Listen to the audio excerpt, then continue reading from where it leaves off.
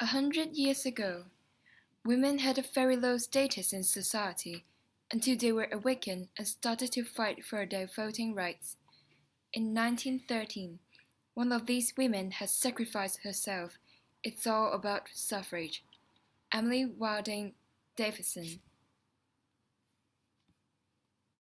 The question to be answered is, what did Emily Wilding Davidson do to help the suffragettes get what they wanted, and how?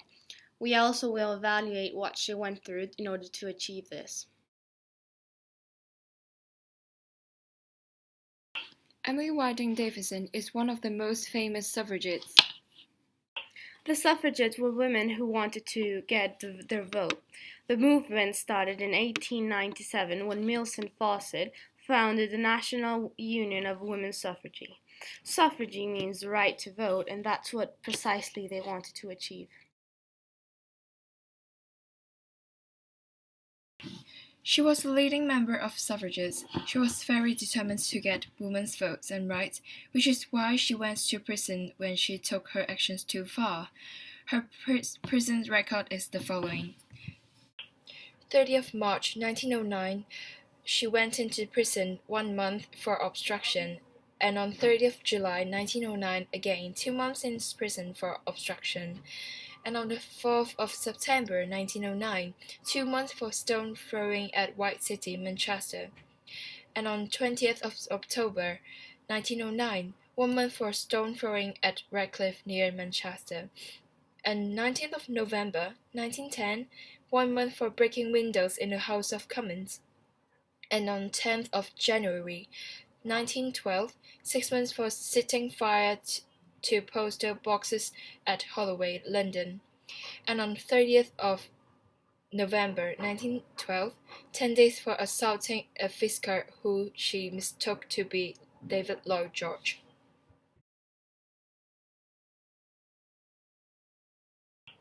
On June 8th, in 1913, the last event of Emily Wilding Davidson took place. She threw herself at the King's Horse in the Ascot racecourse with a scarf in her hand that said, "Vote for women."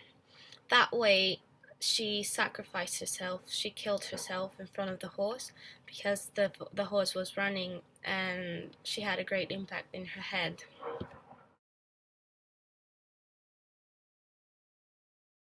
We don't really know whether or not she intended to kill herself, but it's believed that she didn't because she was so educated that people could not believe that a so well-educated woman would actually kill herself for this, and they wouldn't know what to expect then from a less educated person.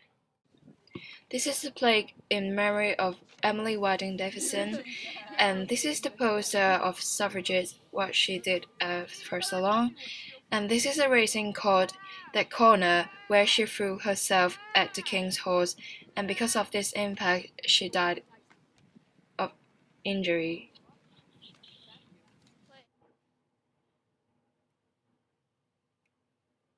After Emily's death, the suffragettes has obtained the following.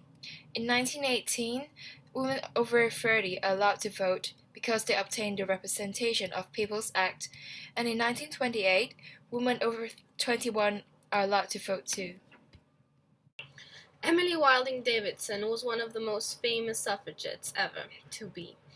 Her sacrifice and her death definitely alarmed the government in the UK and definitely alarmed the king since his horse killed her. And we believe that after her death, the achievements of the suffragettes were highly influenced by her, that she took her duty so hard that she actually killed herself in honor for this.